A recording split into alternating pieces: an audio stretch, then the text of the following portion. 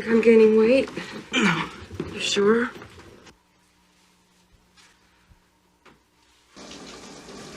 Whoa! How do you like my toga? Hello everyone. In today's video, we're going to explore Spanking the Monkey, a highly debated independent film released in 1994, directed by David O. Russell. This is the movie that marked the beginning of the career of a filmmaker who would later become one of the most notable names in Hollywood, the creator of films like Three Kings and Silver Linings Playbook. Spanking the Monkey is his debut feature, a dark, bitter black comedy that digs into the hidden corners of family life and youth. It's not just a film. It is a psychological study of family dysfunction and emotional isolation, one that still maintains both its artistic weight and its unsettling atmosphere to this day. If you enjoy The Graduate, but darker and more claustrophobic, this might be the perfect film for you.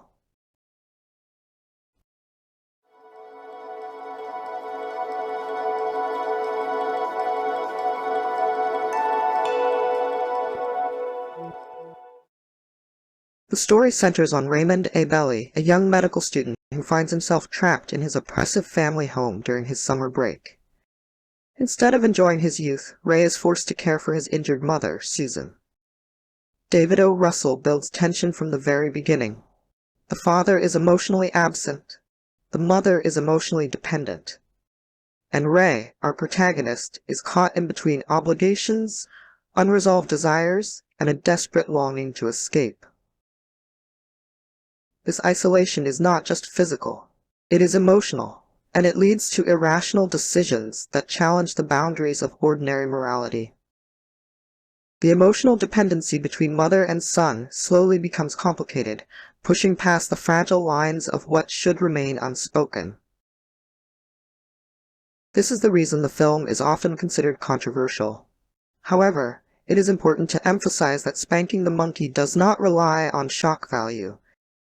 Instead, it focuses on psychological pressure and the slow internal collapse of its characters.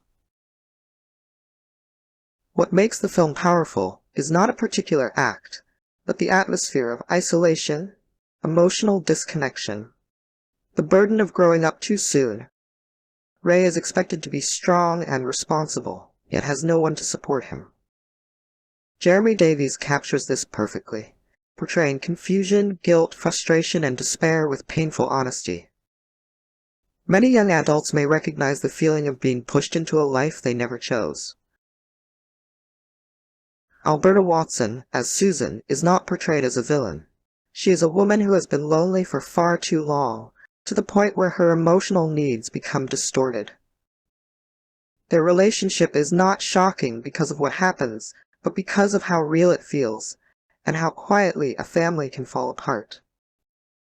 Davies and Watson deliver performances that are raw, tense, and deeply human. Their scenes together feel both intimate and suffocating, like a window into a private collapse. Even the supporting roles, the father and the older brother, contribute to the theme of the modern American household. Outwardly stable, inwardly shattered. The strongest aspect of Spanking the Monkey is its boldness in handling taboo themes with nuance and restraint, especially in cinematic language. The film uses awkward humor and dark irony to highlight Ray's emotional dead end.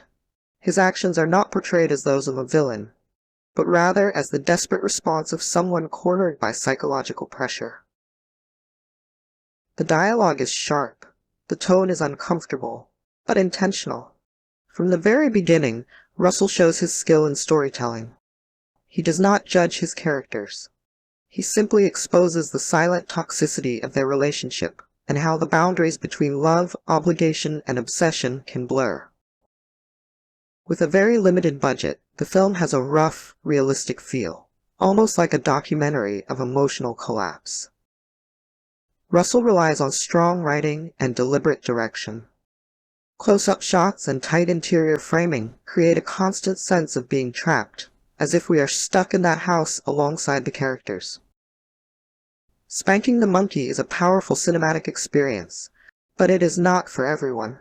It asks the viewer to face the darker corners of human psychology and the hidden fractures in family bonds. As a work of art, however, it succeeds completely. It provokes thought. It starts conversations about things we usually avoid. If you appreciate independent cinema, dark humor, and deep psychological character studies, this is a film you should not overlook. So, what do you think about David O. Russell's career beginning with such a daring first film? Share your thoughts in the comments, and remember to keep the discussion respectful. Don't forget to subscribe so you won't miss the next in-depth film analysis.